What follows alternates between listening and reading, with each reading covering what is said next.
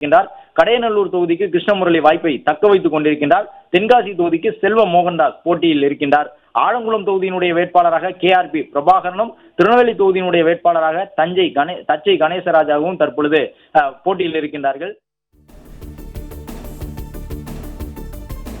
127 வேட்பாளர்களை கொண்ட இரண்டாம் கட்ட வேட்பாளர் பட்டியலானது வெளியிடப்பட்டிருக்கிறது. இதில் 31 முன்னாள் அமைச்சர்களுக்கு தேர்தலில் போட்டியிட மீண்டும் வாய்ப்பு வழங்கப்பட்டிருக்கிறது. ஆனால் 7 பேருக்கு வாய்ப்பு மறுக்கப்பட்டிருக்கிறது. விவரங்களை செய்தியாளர் பிரகாஷ் தொடர்ந்து வழங்க கேட்கலாம். பிரகாஷ், விவரங்கள். 127 பேர் அடங்கிய வேட்பாளர் பட்டியல், இரண்டாம் கட்ட வேட்பாளர் பட்டியல் வெளியிடப்பட்டிருக்கிறது. பல புதுமுகங்களுக்கு வாய்ப்பு வழங்கப்பட்டிருக்கிறது. அதே நேரத்துல முன்னாள் அமைச்சர்கள் சிலருக்கு வாய்ப்பு மறுக்கப்பட்டிருக்கிறது. குறிப்பாக சரோஜா, கடந்த அதிமுக ஆட்சி காலத்துல சமூக நலத்துறை அமைச்சராக பணியாற்றிய திருமதி சரோஜா, அதே போல ஆதி திராவிடர் நலத்துறை அமைச்சராக பணியாற்றிய ராஜலட்சுமி, அப்புறம் பேக்வர்ட் கிளாஸ் அமைச்சராக பணியாற்றிய வளர்மதி, அப்புறம் இந்து சமய அறநிலைத்துறை அமைச்சராக பணியாற்றிய சேவூர் ராமச்சந்திரன் மற்றும் சிவபதி, ஆவடி தொகுதியில வேட்பாளராக வெற்றி பெற்ற 2011 வெற்றி பெற்ற ரஹீம், அதே போல ஆவடி தொகுதியிலேயே கடந்த 2016 வெற்றி பெற்ற மாசாய் பாண்டியராஜன் உள்ளிட்ட அமைச்சர்களுக்கெல்லாம் வாய்ப்பு மறுக்கப்பட்டிருக்கிறது. அதே நேரத்தில் பல்வேறு புதிய முகங்களுக்கு வாய்ப்பு இந்த முறை வழங்கப்பட்டிருக்கிறது.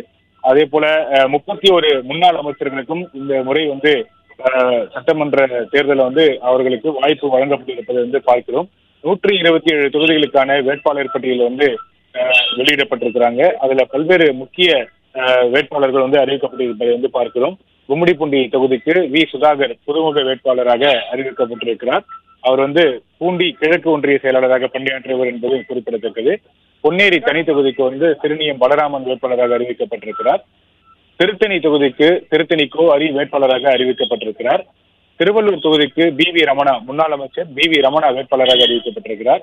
மாதவரம் தொகுதிக்கு முன்னாள் அமைச்சர் மாதவரம் மூர்த்தி வேட்பாளராக அறிவிக்கப்பட்டிருக்கிறார். திருவொற்றியூர் தொகுதிக்கு முன்னாள் MLA குப்பன் வேட்பாளராக அறிவிக்கப்பட்டிருக்கிறார். ஸ்ரீபெரும்புத்தூர் தனி தொகுதிக்கு முன்னாள் MLA பழனி வேட்பாளராக அறிவிக்கப்பட்டிருக்கிறார்.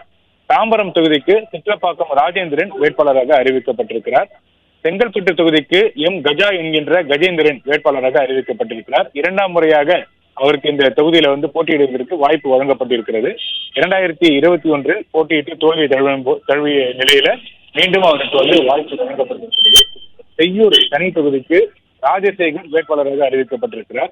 கடந்த நாடாளுமன்ற தேர்தலில் ராஜசேகர் காஞ்சிபுரம் நாடாளுமன்ற தொகுதிக்கு வேட்பாளராக நிறுத்தப்பட்டவர் என்பது குறிப்பிடத்தக்கது. தற்போது செய்யூர் தனி தொகுதிக்கு வேட்பாளராக அறிவிக்கப்பட்டிருக்கிறார். சட்டப்பேரவை தேர்தலை பொறுத்த வரைக்கும் இவர் ஒரு புதுமுகமாக தான் பார்க்கப்படுகிறார். மதுராந்தகம் தனி தொகுதிக்கு மரகதம் குமரவேல் வேட்பாளராக அறிவிக்கப்பட்டிருக்கிறார். தற்போது மதுராந்தகம் தனி தொகுதியிலேயே சட்டமன்ற உறுப்பினராக பணியாற்றி வருபவர் என்பது குறிப்பிடத்தக்கது. காஞ்சிபுரம் சட்டமன்ற தொகுதிக்கு திரு வி சோமசுந்தரம் வேட்பாளராக அறிவிக்கப்பட்டிருக்கிறார். இவர் ஏற்கனவே இந்த தொகுதியில் வெற்றி பெற்றவர், முன்னாள் அமைச்சராகவும் பணியாற்றியவர் என்பது குறிப்பிடத்தக்கது. அரக்கோணம் தனி தொகுதிக்கு தற்போதைய சட்டமன்ற உறுப்பினராக இருக்கக்கூடிய திரு சு ரவி மீண்டும் வேட்பாளராக அறிவிக்கப்பட்டிருக்கிறார். அதிமுகவில் ராணிப்பேட்டை கிழக்கு மாவட்ட செயலாளராக பணியாற்றி வருபவர் என்பது குறிப்பிடத்தக்கது. காட்பாடி தொகுதிக்கு அதிமுக அமைப்பு செயலாளராக இருக்கக்கூடிய திரு வி ராமு மீண்டும் வேட்பாளராக அறிவிக்கப்பட்டிருக்கிறார். கடந்த தேர்தலிலும் காட்பாடி தொகுதியில போட்டியிட்டு கடுமையாக போட்டியளித்தவர் திரு மூத்த அமைச்சராக இருக்கக்கூடிய திரு துரைமுருகனுக்கு கடும் போட்டியளித்தவர் என்பது குறிப்பிடத்தக்கது. ஆற்காடு தொகுதிக்கு SM சுகுமார் வேட்பாளராக அறிவிக்கப்பட்டிருக்கிறார். இவர் ஒரு புதுமுக வேட்பாளர் என்பது குறிப்பிடத்தக்கது. வேலூர் தொகுதிக்கு SRK அப்பு, வேலூர் மாநகர் மாவட்ட செயலாளராக பணியாற்றி வரக்கூடிய SRK அப்பு மீண்டும் வேட்பாளராக அறிவிக்கப்பட்டிருக்கிறார்.